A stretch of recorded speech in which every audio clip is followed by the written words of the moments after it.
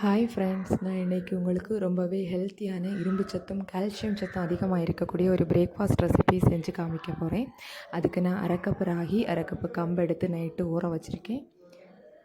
அப்புறமா ஒரு ஜார் எடுத்து அதில் இந்த ரெண்டையும் சேர்த்து கூடவே கொஞ்சம் பனக்கற்கண்டு சேர்த்து கிரைண்ட் பண்ணிக்கோங்க.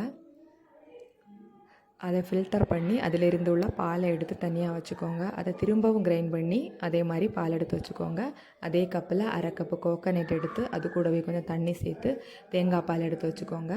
ஒரு பேன் எடுத்து அதில் இந்த ராகி கம்பு மிக்சரை சேர்த்து கூடவே கொஞ்சம் உப்பும் சேர்த்து கைவிடாமல் கிளறிட்டே இருங்க. இந்த ஸ்டேஜ் ஆனதுக்கப்புறம் நம்ம எடுத்து வச்சுருக்கக்கூடிய தேங்காய் பாலை அது கூட சேர்த்து மிக்ஸ் பண்ணிக்கோங்க. தேங்காய் பால் சேர்த்து ரொம்ப நேரம் கொதிக்க விட வேணாம். அது ஜஸ்ட்டு கொஞ்சம் சூடான போதும்.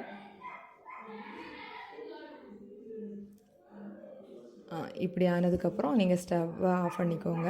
இது சின்ன குழந்தைங்கள்லேருந்து பெரியவங்க வரைக்கும் எல்லோரும் சாப்பிடக்கூடிய ஒரு சத்தான ரெசிபி. ட்ரை பண்ணி பாருங்கள். முடிஞ்சாச்சு.